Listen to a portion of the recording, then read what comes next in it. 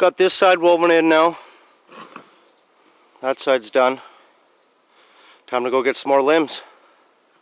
Let's go.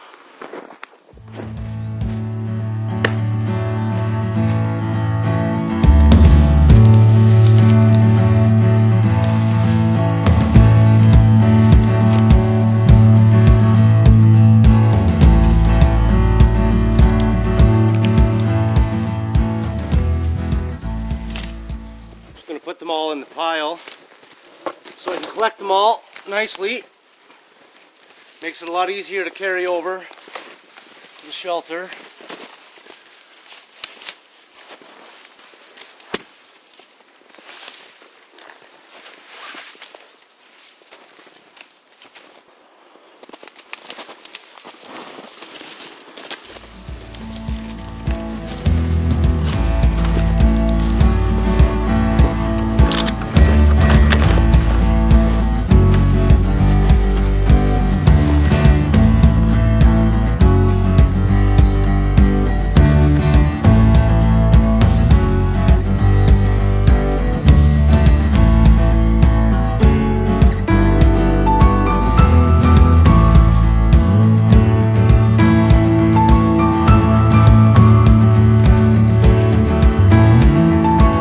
Kind of hot.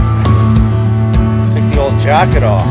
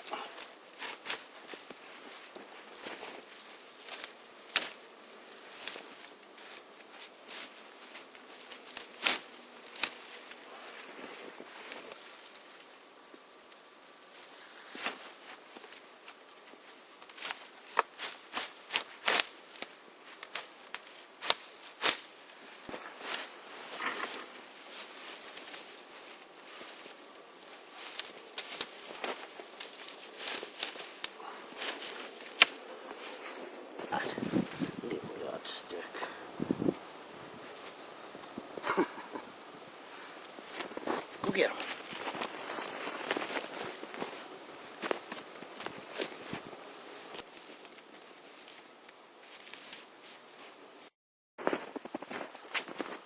Most of the shelter is framed in now for what I want for right now, I guess. I can always do more later.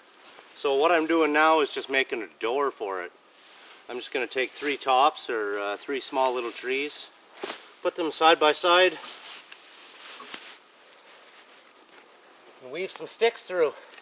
Same as I've been doing. Should go pretty easy. 1, 2, 3. Now the opposite. I'm going to do this all the way up till it's sturdy.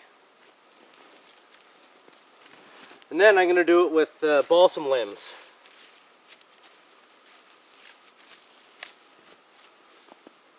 Should be good and strong and keep the wind out when I'm done.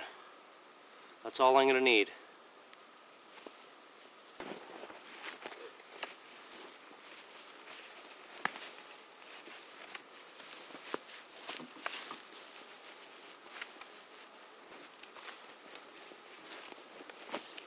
Right in the eye. Good thing I got these sunglasses on. Alright, now let's go get a bunch of balsam limbs. Shove those in there. Actually, we'll start at the top, work our way down, and just make it easier.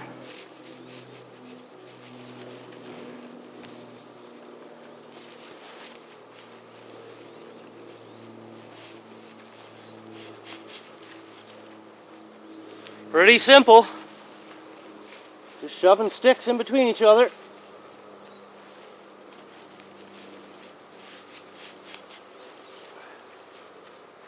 Keep you alive in the bush if you need to. I was watching news the other day. There was 5 people stuck out in the bush, all huddled underneath a rock. Nobody knew how to start a fire, which is crazy.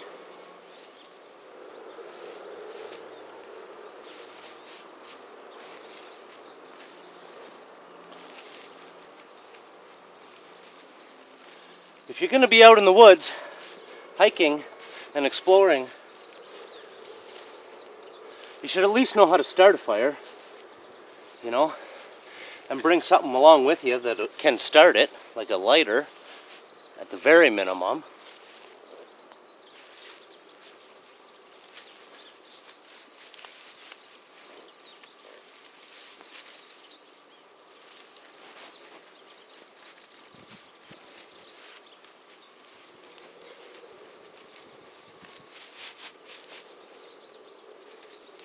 Right, Pepper?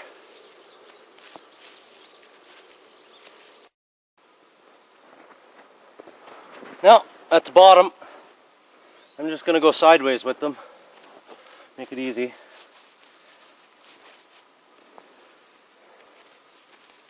Doesn't have to be too beautiful.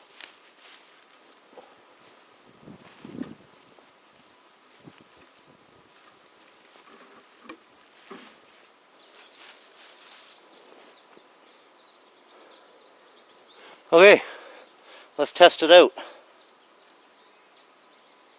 What do you think? Think it's going to work? Alrighty, see if she holds together.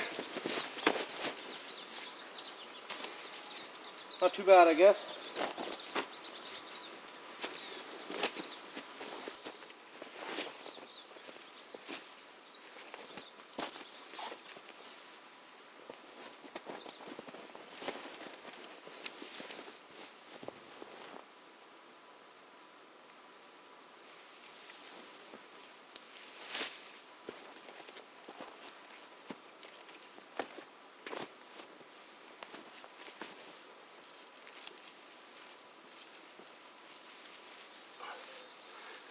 I think that's all I'm going to need. I see a couple light spots in there, but I'll fix those up as we go along. Put a little fire in there now. Maybe try and burn some of those roots off the bottom of the stump here. Let those burn off before I spend the night in there. I don't want to catch the whole fort on fire, the whole shelter. I'll give you a look at what it looks like from the inside. Hopefully you can kind of see that. I'm just winging it. The camera's up against the back of the shelter, so I can't see the frame. Pull my pants up. I don't think anybody wants to see my ass crack. Well, maybe a couple of yous do, but not today. Not bad, I guess. Right over there. I think that's all we're gonna need. This is all you're gonna need for a couple nights in the bush. Really, you don't want to make it too big. Then you got to heat it all. Give you a little look of the inside here. That's where I'm gonna put my fire. You know, it's got lots of room. I don't need a roaring fire. And I've got lots of room to lay down in here. I'll have to move some of the sticks and level this out a bit, but you know, lots of room. I still got another 4 feet there. Gonna have to cover that up a little better. Looks worse on camera. Oh well. Okay, so it's kind of low down in there. There's a big spot taken out where it fell over. So I'm just going to go get a couple of the bases of the balsam I cut down. I'm going to put those in the bottom so we can get some air. You know, the fire is not right on the ice. So let's go do that now. Just going to try and cut this into 2 sections that are manageable. I can carry them into the shelter. I don't want them too big.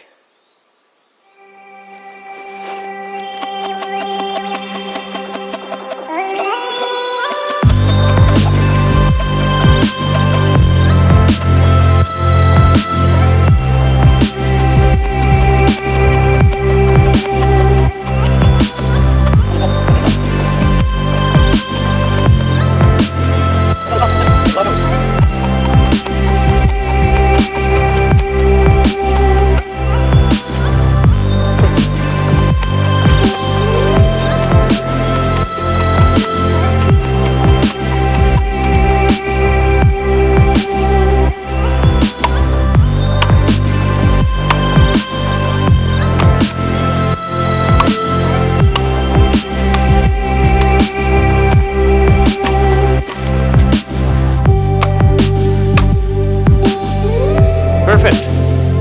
Well, that took forever.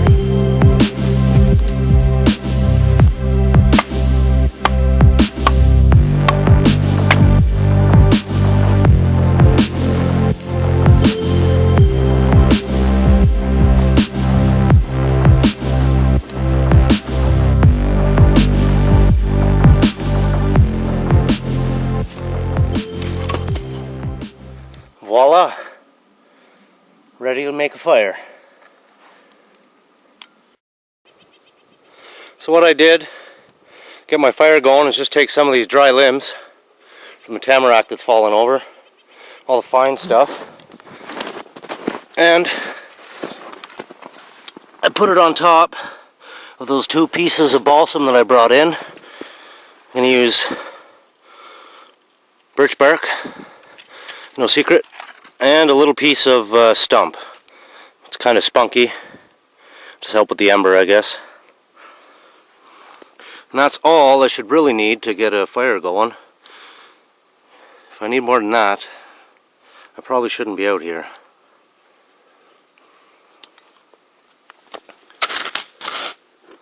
Alright, let's do this. A couple more twigs. 1 piece of birch bark, turned into a few. Put that closer to the bottom. Bam. That's probably going to be way too intense for what I need. And bam, done. Well, maybe. I didn't light it in a very good spot.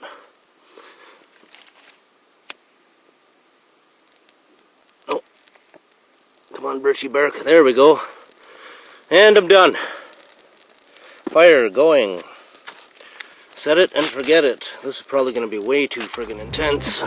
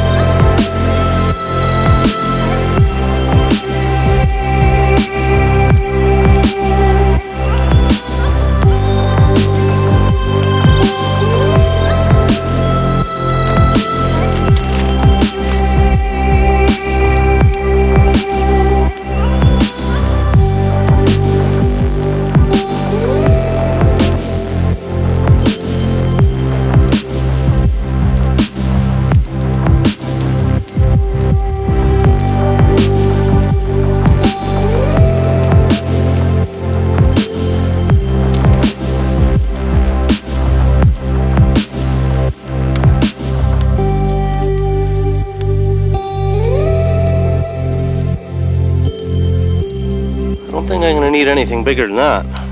I can already feel it getting warm in here. I don't even have the door closed. So what I did there was I just put some limbs I got off the balsam that were live. I just put those on top to kind of make it relax a little bit. Didn't want nothing burning up here. See, I got a hole there for the smoke to go out. Works good.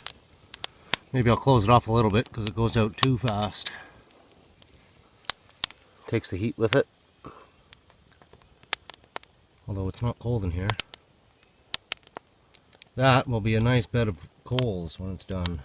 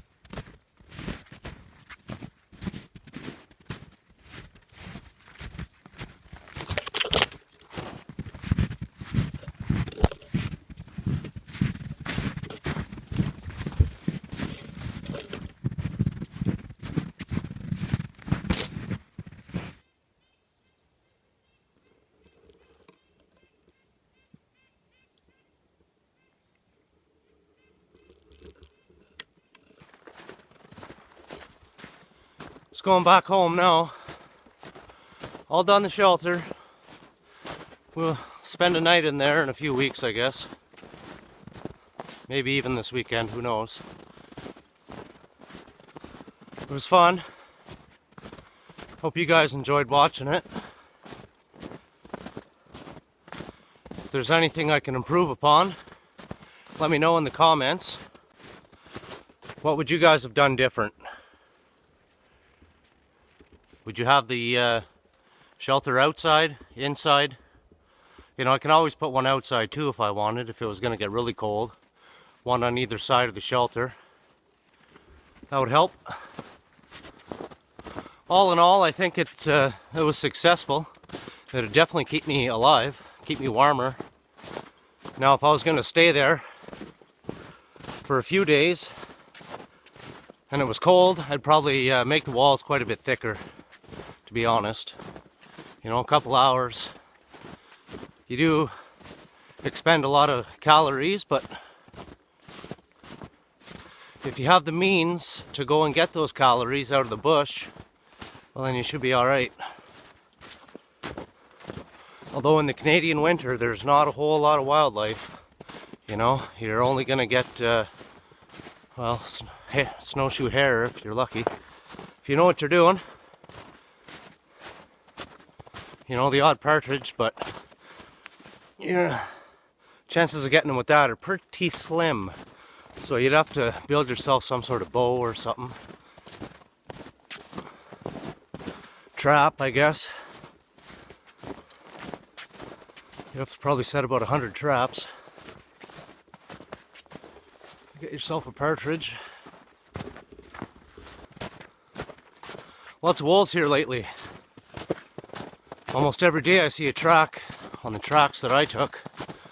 I see a wolf track on top of my tracks. So that's pretty often. They killed one back here about a month ago.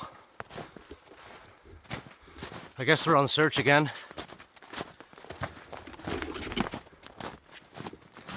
Which is no good. Can't hunt them in our area.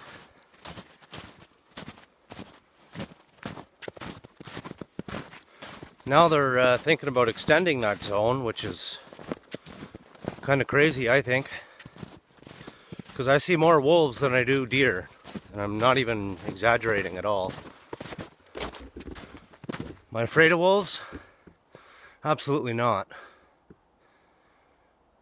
I guess in our forest here, the only thing I'm going to be afraid of is getting in between a cub and a mother bear. That's about it. You know, or if you're fishing or something and a big black bear comes along, you might want to throw your fish to him. Other than that, not too much you should be afraid of. I don't know what it's like in your area. I don't know if you got cougars or what. I don't know how cougars act around people, so. But I can tell you, every time I've come across a wolf, it's gone. Never to be seen again. So, the likelihood of you getting attacked by a wolf is, you know, pretty slim. I'd say you have a way better chance of getting hit by a bus.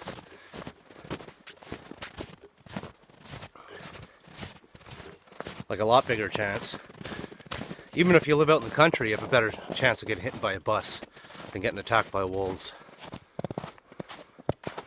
Remember, you're the top predator.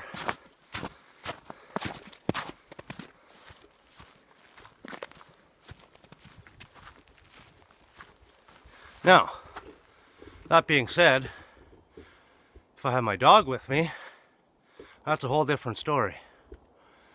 Because I don't think they'd be coming to attack me, they'd be coming to attack the dog. And, well, my dad's actually been attacked by a bear. Well, it didn't attack him, per se. It attacked the dog, and the dog ran towards him, and the bear came over to my dad and chased him right up a tree. Went right up the tree after him. Said he was almost at the top and he felt like the tree was going to break. Then he stopped yelling at it. Luckily, the bear went away. Right? So that was good. He came home in one piece. He was white as a ghost. We all knew something happened. Dog spent 2 days out in the bush. 2 or 3 days. And like way out in the middle of Algonquin Park too, so it's not getting found by anybody. He was a tree marker for the AFA. Well, that was one of his later jobs. But yeah. So we finally went in 3 days later, went and found her. She came home. That was Shadow. The bear ended up actually hitting her once on the left side and once on the right that we know of. It punctured a big hole in her throat and broke her back hip on the right side. Here's the Pepper I got now. That's her. That's the best dog in the world, man. She knows everything. You can stop her when she's chasing deer. Like, she'll chase the deer, but you can call her back, like, right away. Used to be able to anyway. She hurt her leg last year and she put on a whole pile of weight because she can't really walk that well. Like, she comes with me, but I'm only 5 minutes down the back. So, she was poisoned when she was younger by her dog food. Now she has epilepsy, so she has to take pretty expensive pills for that. Of course, she has to get the expensive dog food or else she's going to have seizures and whatnot, which is unfortunate. You know, she's only 4 years old. Now her back right leg is gone. It's just a never-ending battle. Which is too bad. Great dog. You know, did everything for you. She even piles the wood. Firewood. Yeah. Oh well, that's life, eh?